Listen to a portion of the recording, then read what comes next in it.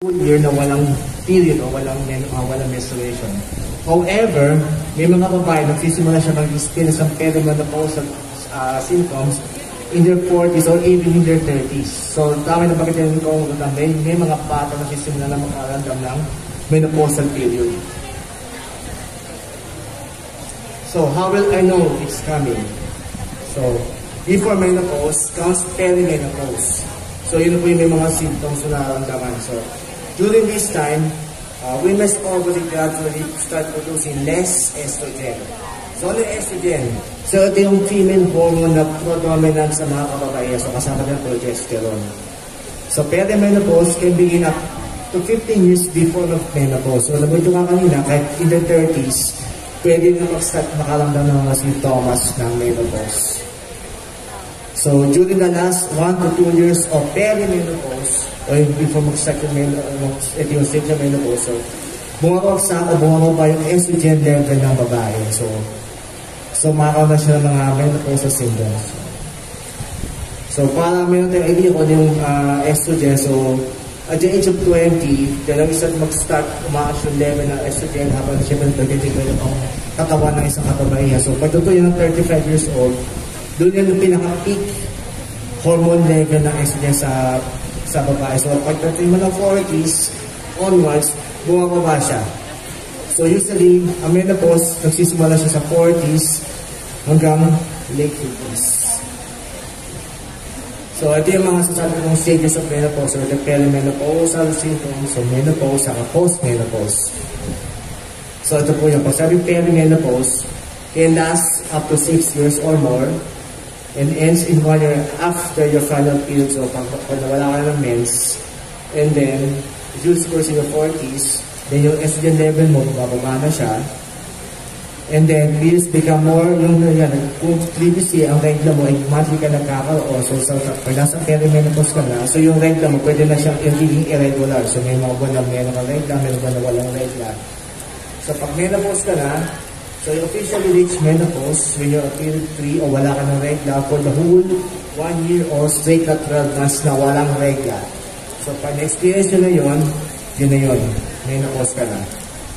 Unless kung may ibang medical condition na pwede mag-contribute sa pagka-menopause. So, the average age of women na menopause is 52 years old. Okay? So, yung estrogen yan, so mas mababa na siya kapag nasa 40 plus ka pa lang. So, pag sabi post-menopause, pag nadaanan mo yung menopause period, so natawag ng post-menopause na. So, nasa 50 years old ka na, and then yung estrogen mo, mas mababa na siya kung pwede nasa 50 plus ka lang na. So, ito yung mga common symptoms pag nasa perimenopausal symptoms ka. So, ayan. Lahat po yan ay possible. So, kunan nyo na ng picture ko. So, hot flashes, cold flashes, or night sweats, tapos malamig na pakiramdam, maraming feeling, palpitation, pagiging irritable, mood swings, hanggang sa pagtulog, irregular periods, yan, naglalakon yung regla, low sex drive, wala nang masyadong healing sex, so dry vagina, or katutuyo na yung vagina, fatigue, anxiety, depression, lack of focus, yan, poor concentration, faulty memory, incontinence, o yung nahihirapan na mapigil ng wiwi o ng dumi. Yung bang feeling mo parang di mo na mapigil ng pila na lalabas yung wiwi o yung lalabas yung dumi. Tapos, itchy, crawly skin, so kumakati ng balat, sumasakit yung mga joints, muscles. Ito pang commonly sore breast, sumasakit yung boobs, so headaches, problema sa digestion, feeling of bloated, allergies, weight gain, hair loss, hair thinning. Iba, nakakaroon sa dumadami ang facial hair. Iba, nagkakaroon pa na ng bigote. Bakit nagkakabigote isang babae? So, ang bigote, common niya sa mga lalaki. Si lalaki ay mayroong testosterone, o lahat naman tayo may testosterone, may estrogen, magkakatulad niya sa level. So, pag sa babae, pag nag-menopause na, siyempre, kahit paano, tumataas yung testosterone level, kaya nagkakaroon siya ng facial hair. Dizziness, o vertigo, then change yung body, o hindi yung body odor na putok ha. Di ba meron typical na amoy yung babae na parang ito yung scent niya talaga, pero pag tutong mo ng menopause, nag-iiba yung amoy. yung mga nasa menopause na experience nyo before nung pinapakain, nag-rate lang sa after na menopause, meron ka ibang order na. Hindi po ibig sabihin body order na ano. Yun po. Tapos, bleeding gums, tapos, chronic fat breath. Ito, isang pang common is osteoporosis o yung pagkrupok ng buto. Common po yan pag nag-menopause sa isang babae. Tapos, wing fingernails, yan siya, nagkakasid na fingernails. Tapos, tinnitus, alam rin yung itenga. So, lahat po yung maaaring na experience o may marami na pwede na experience ng babae na nag-undergo ng perimenopause stage.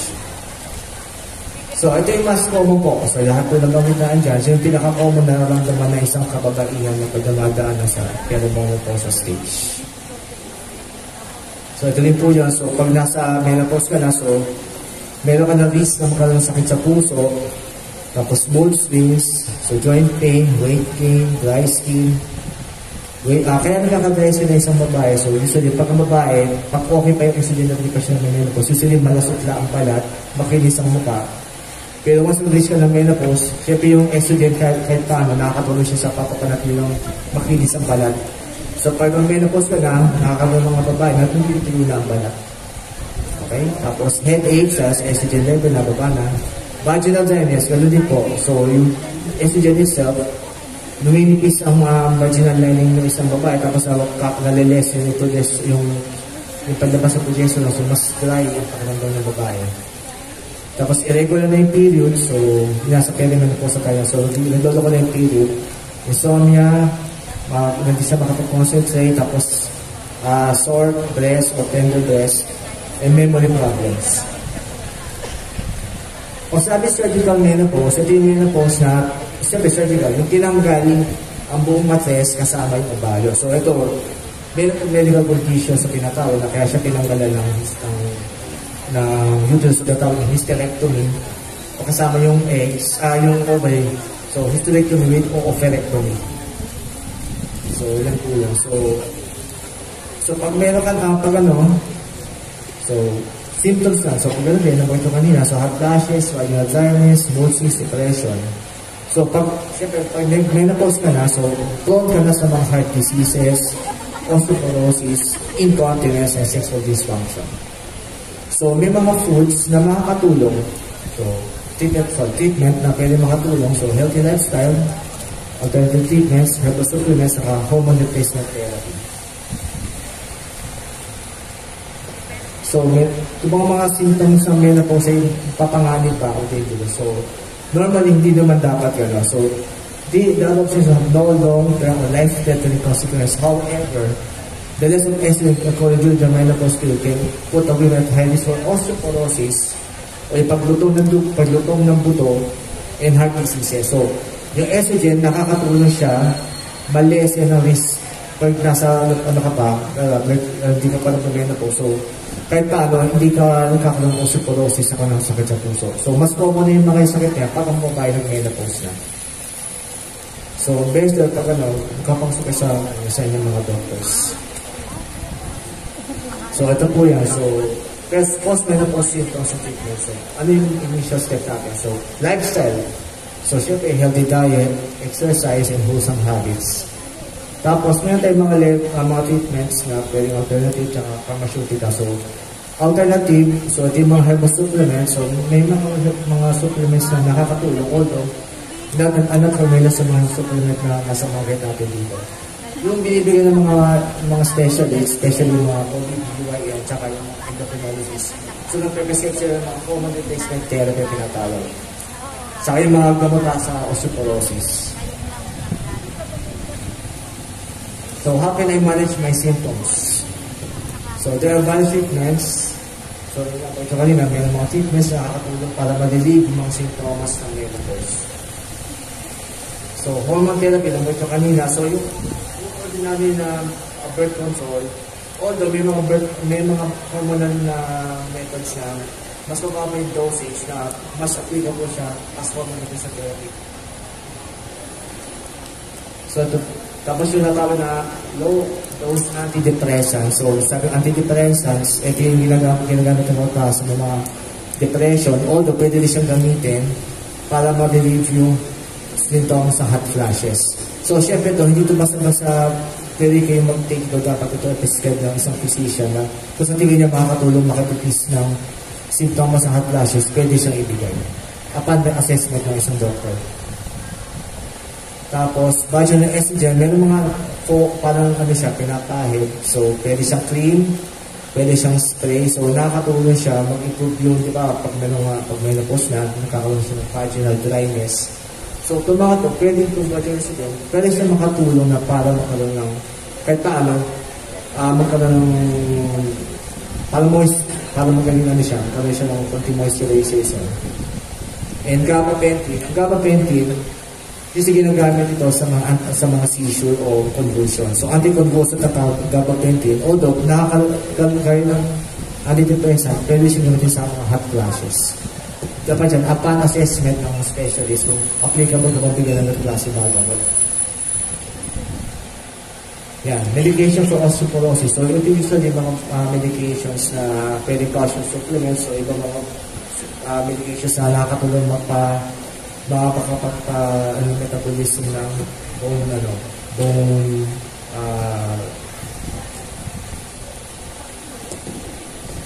so lifestyle changes.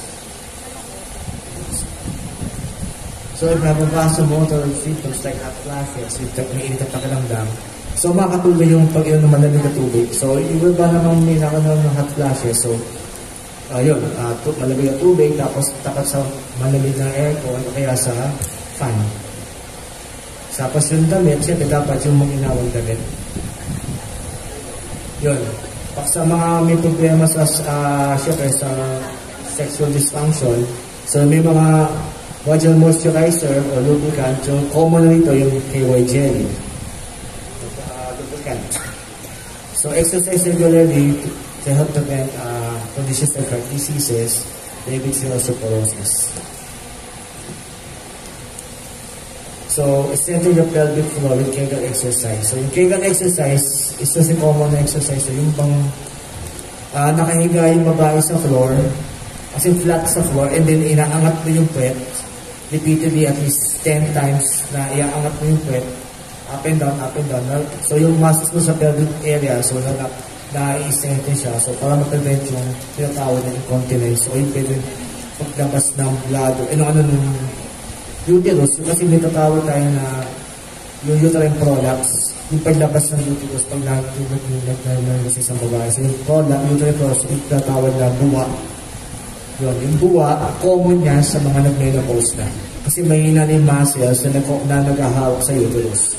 So yung Kegel exercise, yung muscles na naghahawak sa uterus, kahit paano, napapalakas na para mag-prevent yung karoon ng uterine prolapse o yung buwa na natawag.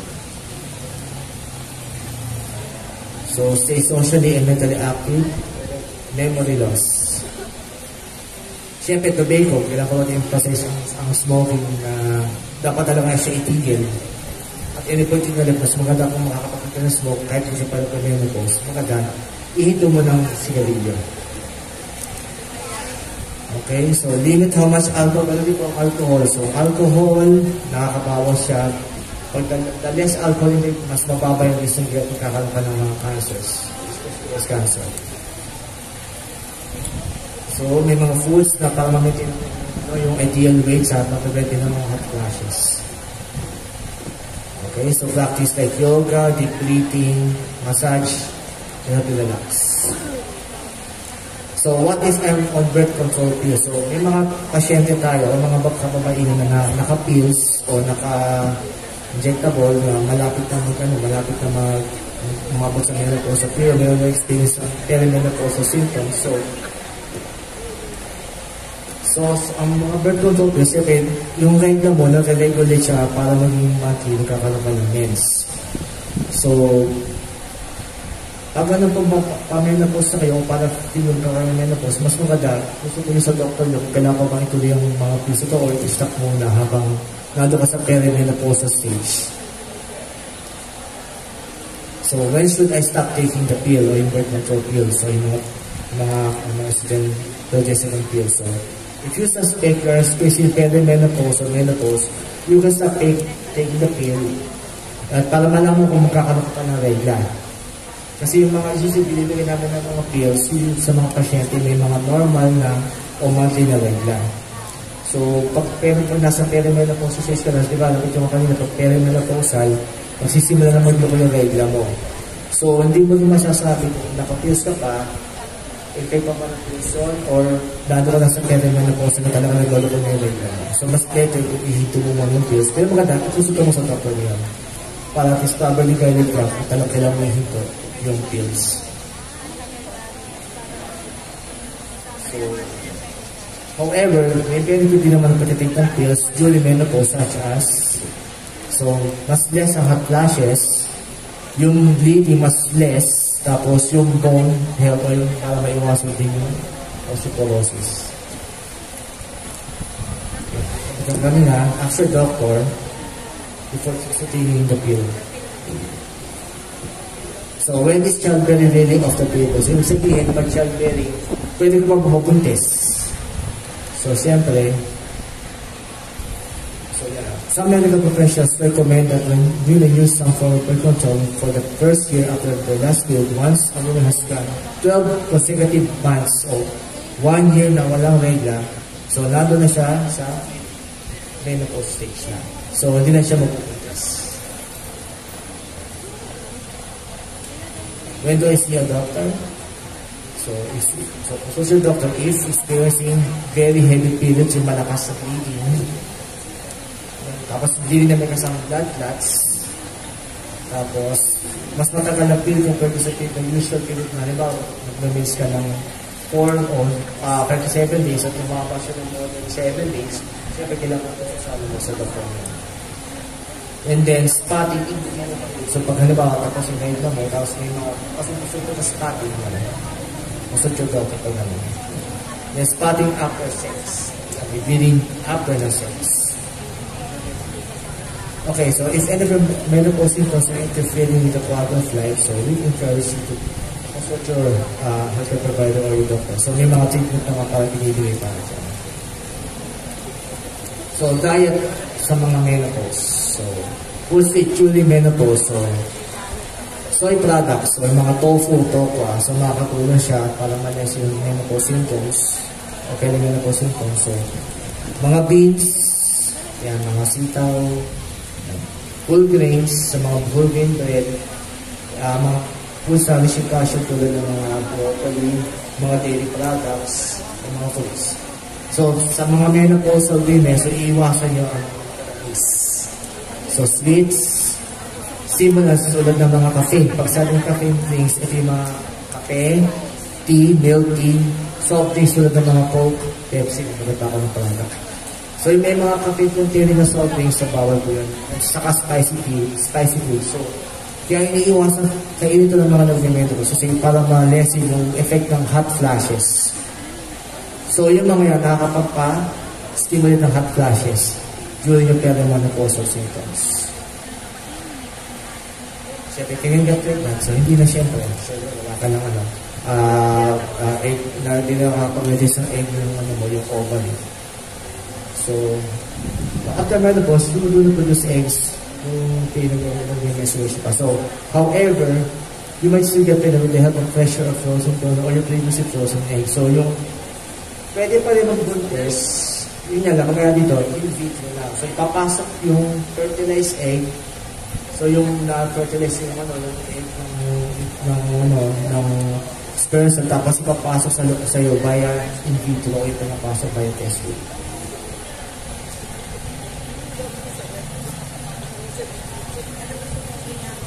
So, when to see a doctor, so go in there, so preventive healthcare as you age as may include recommended health screening tests such as colonoscopy o ipagpasok ng parang camera sa natin sa rectal area para makita ko ng mga mass o ng mga bukol. Mammography syempre sa breast para malaman kung may tumor. Diabetes record mga cholesterol screening.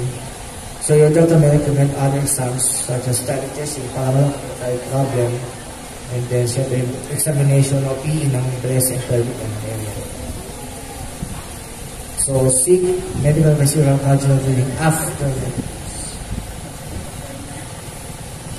Okay, salamat po.